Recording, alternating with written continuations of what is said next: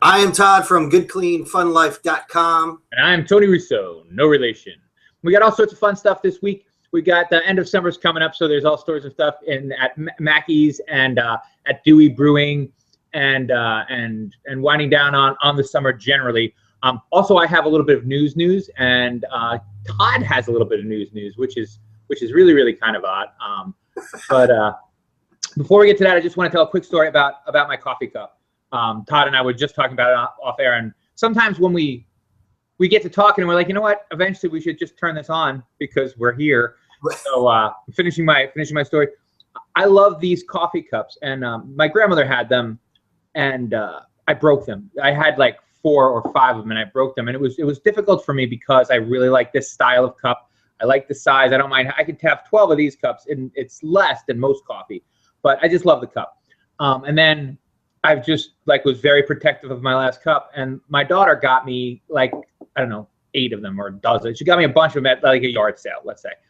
And I said, well, I'm not going to use them all because I couldn't take it if they broke. So I put them all down in the basement, and I just kept one out. And that was like 5 years ago. So when I had them all out, I broke them all in a week. And this coffee cup I've had for forever, and it's just not ever going to break. And if it does, I'm never going to run out in my lifetime. I would have to break one a decade, more than one a decade. And the first decade's over, and I haven't broken this one. So I'm in good shape. That's pretty amazing. Yeah, I always talk about I'm such a Marvel fan, right?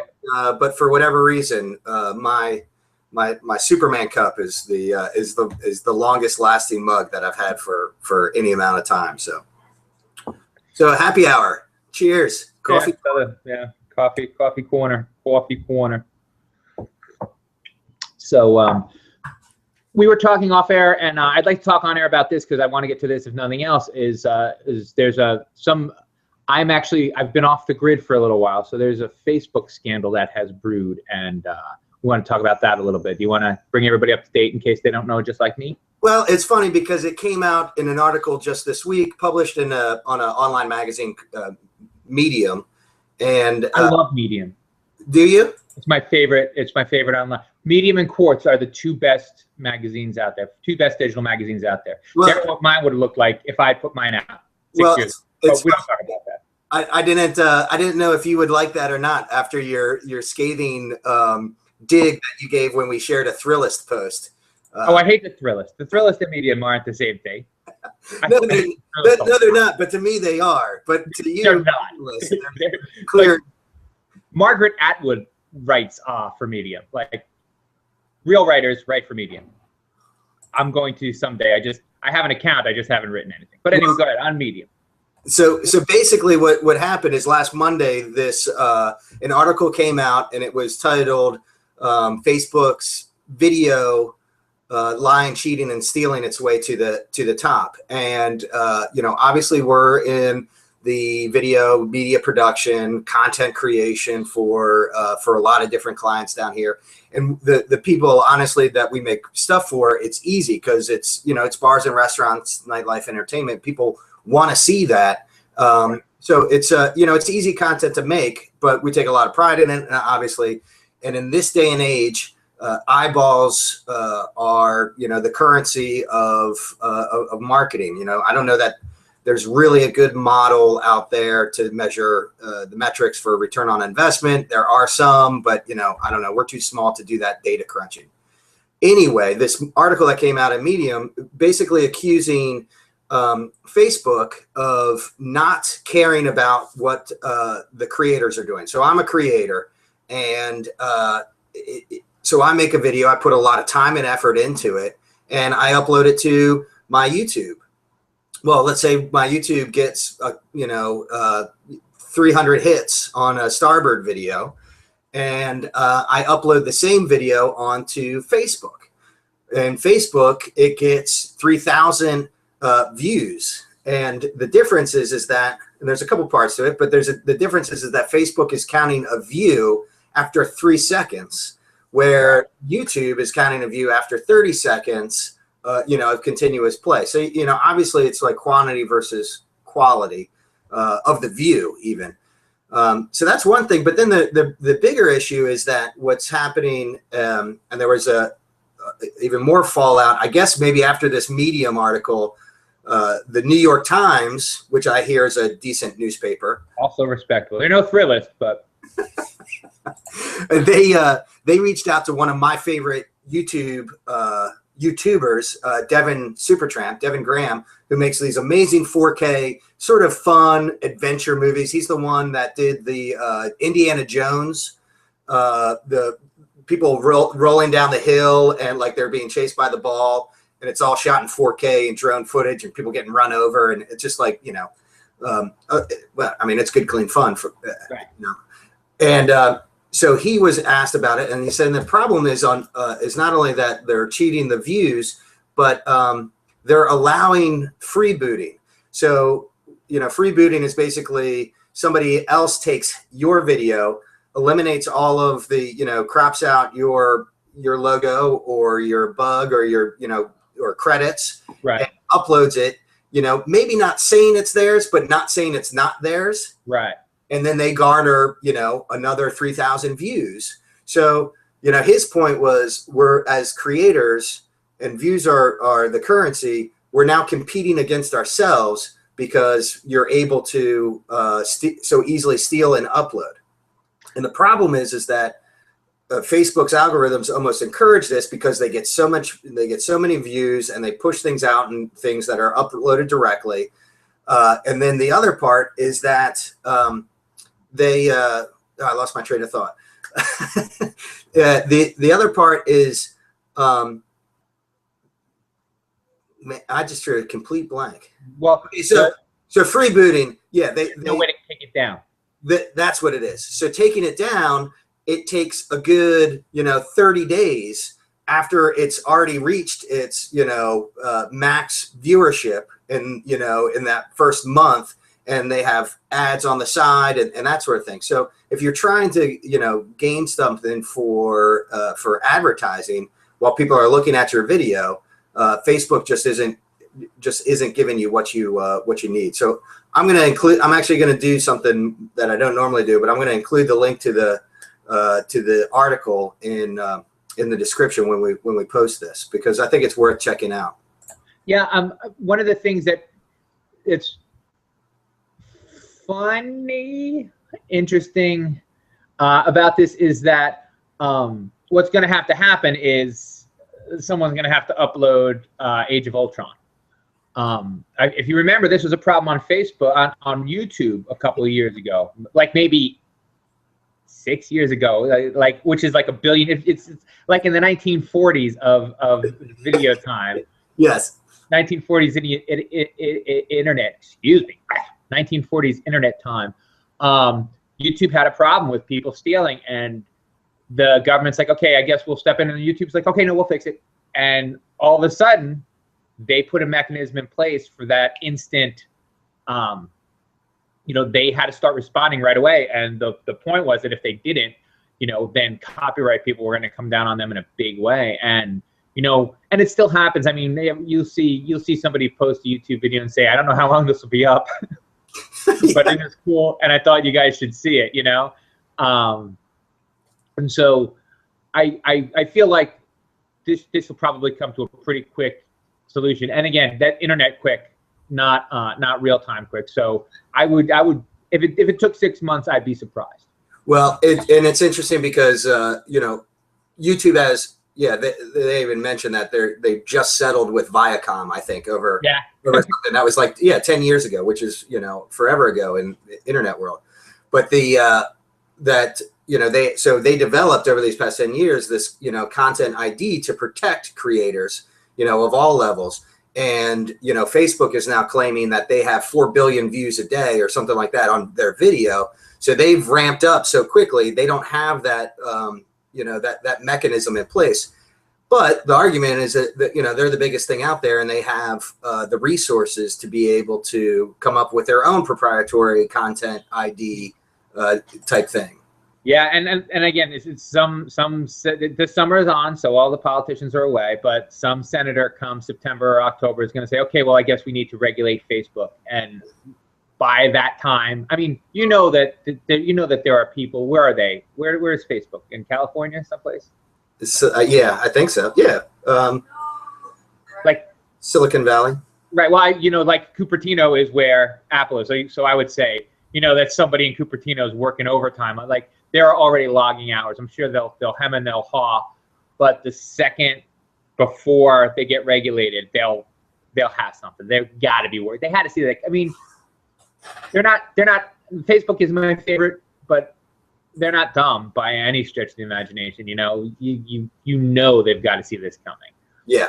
Yeah. And that they're like, well, we'll make hay while the sun shines, and then just before we get clamped down on, then we'll make a fix, and we'll avoid the suits. But like, this is a thing. Like, one of the things I don't know if they've counted on is like, you don't want to. You cut into Viacom's money stream, and they're going to hit you hard, but they're going to hit you with lawyers and over decades.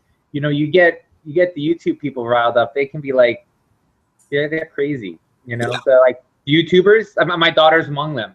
They're aggressive. You don't want to alienate an entire generation. Yes. Yes. Over trying to knock YouTube down, because and they've long been, or not long been, internet long, but they are the champions of the little guy in terms of no matter whether you're big or small, if you're creating content, you can monetize your content. Absolutely. And the only way that you can monetize things on Facebook is by, you can't, so people creating stuff, are losing out all over the place. So yeah, something should happen quick, like you're saying, but they've made a lot of hay on right. on a lot of backs of a lot of people. So yeah, it's again, there's what's going to happen is so you said the guy was in the New York Times yesterday, somebody who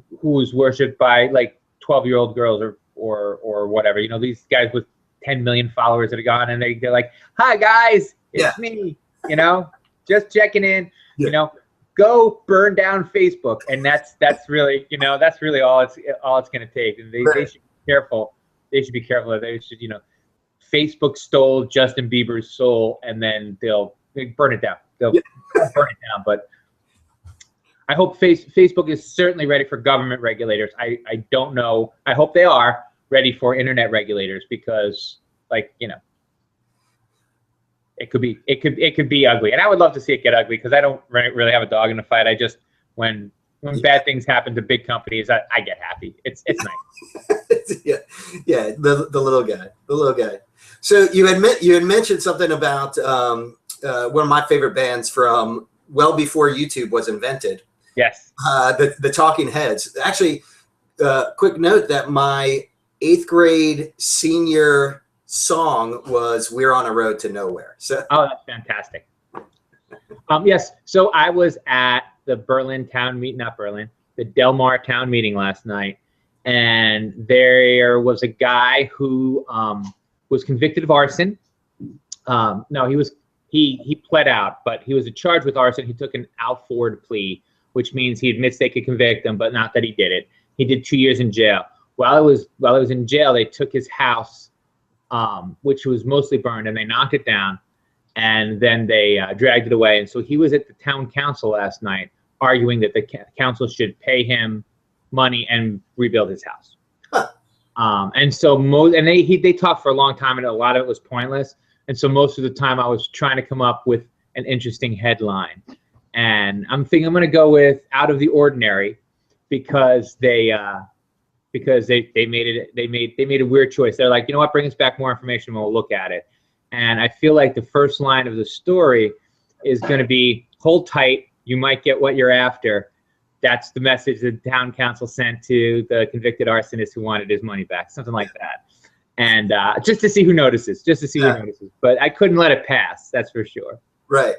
So, but you're not going to work in burning down the house? No, I think I'm gonna let that be implied. Yeah.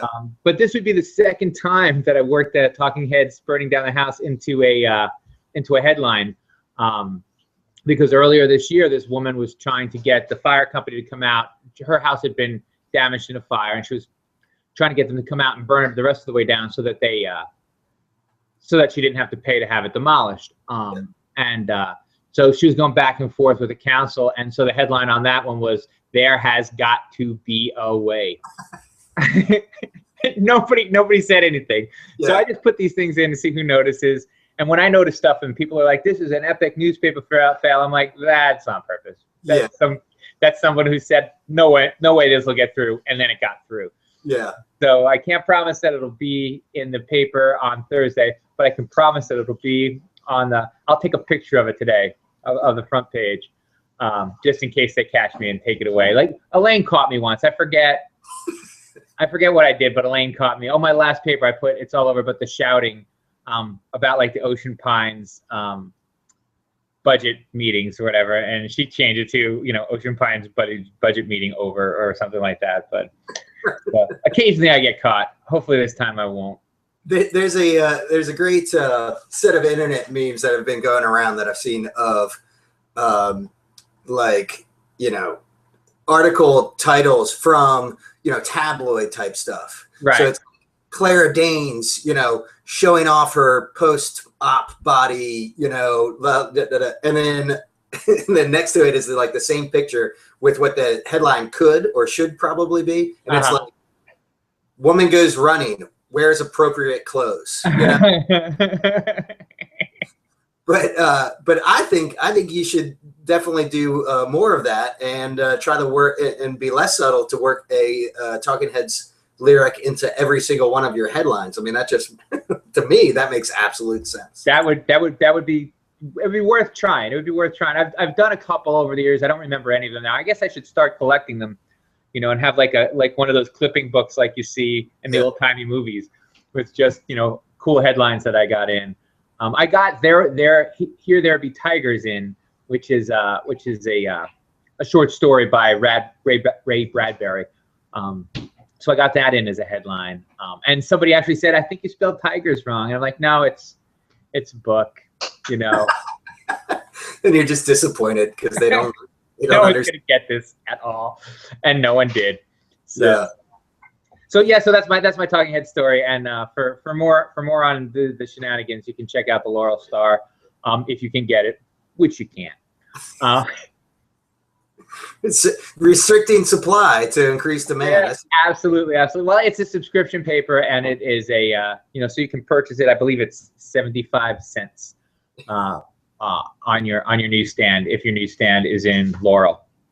If you want to read it online, you are out of luck. We don't do that. This internet ad is going to pass. Yeah. And everyone will be back to buying ads in newspapers. Yep. But until that time, my story. You want to read my stuff, you got to pay. So it is pouring out here. Is it pouring out there as well? It was a moment ago, and it was rather enjoyable sitting on the porch with my Superman mug drinking coffee. But it's no longer at the moment. It's very fall-y. So you guys are winding down over at your theme parties and whatnot. What's over there? So we're gonna do we just got a couple more last week. Of course, acknowledging that we skipped last week's podcast because I was down in Virginia Beach for my parents' 50th wedding anniversary celebration, which was actually a great time. But yeah, we're winding down. We got a toga party tonight. We have the Tuesday night concert series that happens at Fager's that we're gonna hit up on our way to the toga party, and then also on Wednesday nights there's only 3 more times to catch Laura Lee and Trip Fabulous with the full band at the Starboard on like I said, on Wednesday nights. That's always a good time, and we have not made it up there this summer for that, so I think we're gonna have to do that. But we have some fun things that we're planning to do for the fall. Once these things wind down, and we have definitely some things lined up. One note that I think is worth mentioning, and though you might cringe because it was an article in the Dispatch, the content of the article. Charlene writes for the Dispatch, and I like her. Yeah, actually, I believe she's the one who wrote it. Our friends Pam and Mackie, who are the owners of Mackie's Bayside Bar and Grill, are truly amazing people. They employ a great staff. They have a great, culture at their place. Well, we got a call on vacation that all incoming freshmen to Stephen Decatur High School, which we have one of, Nellie's going to be a freshman there, will be receiving their very own laptop. Now, yeah, so they're going to get a laptop. They're meant to keep it for 4 years. There's an orientation, and it's all about equal education and equal resources for everybody. Well, the article that came out in the Dispatch was that I guess Worcester County has this $1 million goal for education funding, which I'm sure this laptop program is, comes out of that or is part of that. Mm-hmm. Well, they stepped up to the plate and were the first, donor champions of this, and donated $100,000 to this campaign. And they don't have children of their own, and I know the staff well. And I know that they believe in everybody who works with them, sort of like children of their own, an extended family. And I think it's just, it's pretty amazing for this little, they're number 3. You got Secrets, Fagers, and Mackey's, in my opinion, as far as, popularity and revenue for the summer. Right. But they are number 1 far and away when it comes to, helping and creating a great positive culture. And so my pitch right now is, if you want your kids to have computers in high school, you need to go to Mackey's theme parties. It all makes sense. It all comes around full circle. And so that's I'm supporting education by drinking natural lights with 25-year-olds. Cheers. Well done. It's nice work if you can get it. That's for sure. Yeah. And last but not least, we'll finish up on this real quick because I know we have to go. And by we, I mean me. Yeah. But we have, speaking of the Starboard and whatnot, I got up to Dewey working on my book to go to the Dewey Beer Company. And I've got a blog coming out on it this week. And one of the things that I was thinking about was this, we had spoken beforehand about, it's a hell of a ride, and it is a hell of a ride, but it's not really for us in that way. And these places are happening more and more. The idea of this beach brew pub. I mean, obviously, they did it in Rehoboth Beach, Dogfish Head, but the idea of a year-round restaurant that is self-sustaining, like with beer and food and stuff like that. And increasingly, there are these big places that are open for 9 months. And then you have places like this that are open year-round, and they have to be open year-round because they have to make beer year-round.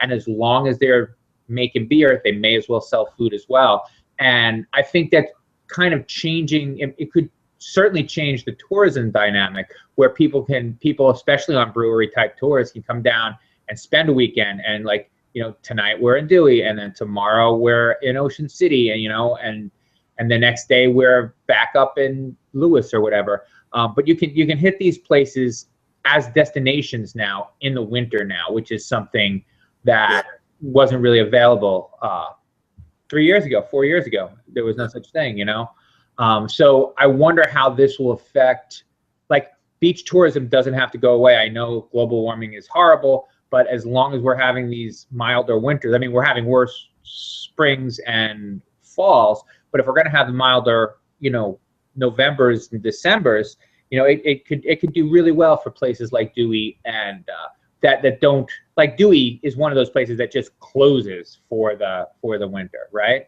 Yeah. In fact, recently, I think last winter, and it's only been recently that the Starboard has, they closed down the main bar, and then they reopen as the Shark Tank. So it's just a small little corner, and it's that little, cozy pub type feel. They had done that, and they kept a staff on full time. Last year there was like a bagel place, or there was another, sandwich type shop that actually stayed open year round. And so a third place to add to that mix in that small strip of Dewey, that's fantastic. I mean, I think that only helps everybody. Yeah. Well, and there are more people who live there year round now. It's, you know, the boomers are retiring and they're coming down to the beach. You know, they're coming down and they're living in their beach houses, and they will go out to dinner, and they will treat themselves more often than somebody like me.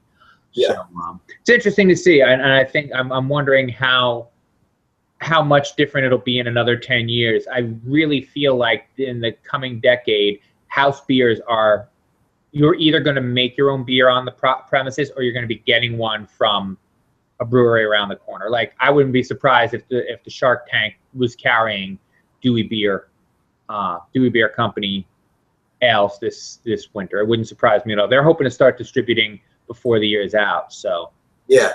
But now, you know, it's summertime, and they, just like everybody else, everyone says this, and it's so funny. Their first summer, everyone says we just can't keep up with demand, and that is just at that little tiny bar. They can't keep up with demand. So right. It's pretty good. I had a brown ale, American brown ale. It was perfectly acceptable. That's one of those you want to let it warm up a little bit, because it wasn't great ice cold, but once it warmed up and the flavors came out, it was fantastic. They did a saison that will knock your socks off. The saison is the best one. So if you're there and you want to pop by, I can recommend it. If you only have time for one beer, I would take the saison. They're very proud of their IPAs, but I don't want to get into the IPA thing, because there are so many, and everyone does so many different things, that it's almost it's not worth the effort, you know, for me to talk about someone's, you know, IPA. It's easier to talk about something that they're doing that not a lot of people are. Right. So brown ale's excellent. The saison's fantastic. I'll try the IPA. Don't get me wrong, but as you said, I had to drive home. Yeah.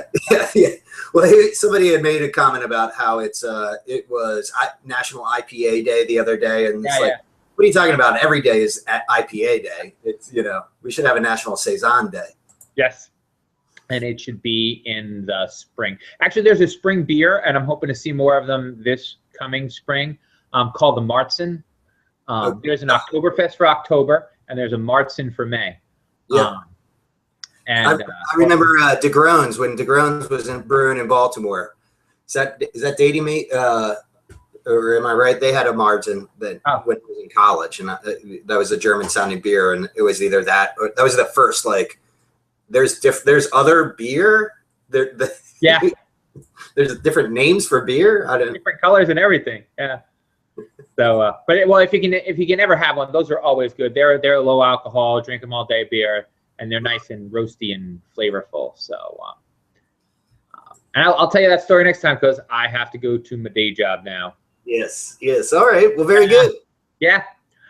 So I actually have more, but we don't have time for it, so we're gonna let it go there. How about you? I got nothing right now. All right. Well, may Todd give you the sense to live in a small town. We'll see you next week at happy hour or coffee hour. Coffee happy. Happy coffee. Cheers.